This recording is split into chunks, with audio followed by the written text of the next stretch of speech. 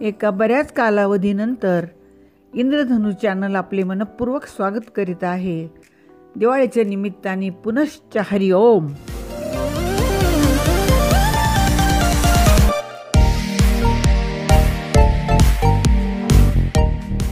आज आपण पातळ पोह्याचा छान कुरकुरीत असा थोडक्या कष्टात मस्त होणारा दिवाळीसाठी चवदार चिवडा बनवणार आहोत.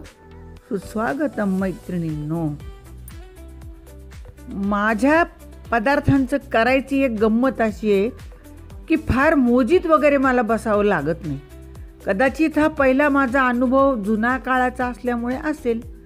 आता बघा, चिवड्यासाठी मी अर्धा किलो पोहे घेतले.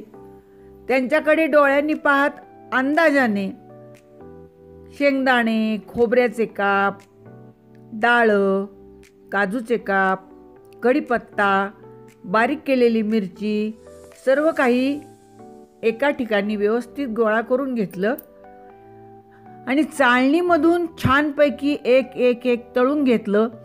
त्यामुळं एकसारखं तळलं गेलं, रंगही बिघडला नाही. आणि दुसरी गंमत म्हणजे हे पोहे 2-3 दिवस उन्हात ठेवले होते. आत्ता फक्त हलकेसे गरम करून घेतले आणि फोडणी सकट हे सगळं मटेरियल त्याच्यावर टाकलं. पिठी साखर, थोडीसं मीठ, हाताने छान कालवून घेतलं.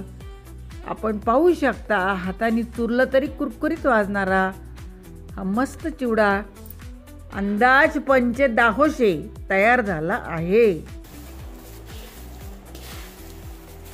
अशा रीतीने वरून फोडणी ओतलेला चिवडा सर्व मसाल्यासकट व्यवस्थित मिक्स करून घेतलेला आहे.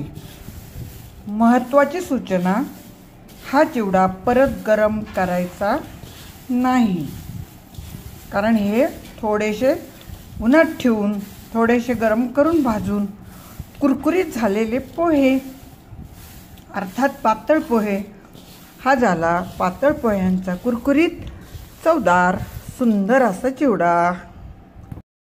खरं तर आमच्यासारख्या वयस्कर माणसाला फार मोजीत बसायला वेळही नसतो आणि चित्त घालून केल्यामुळे वस्तू कमी जास्तही होत नाहीत.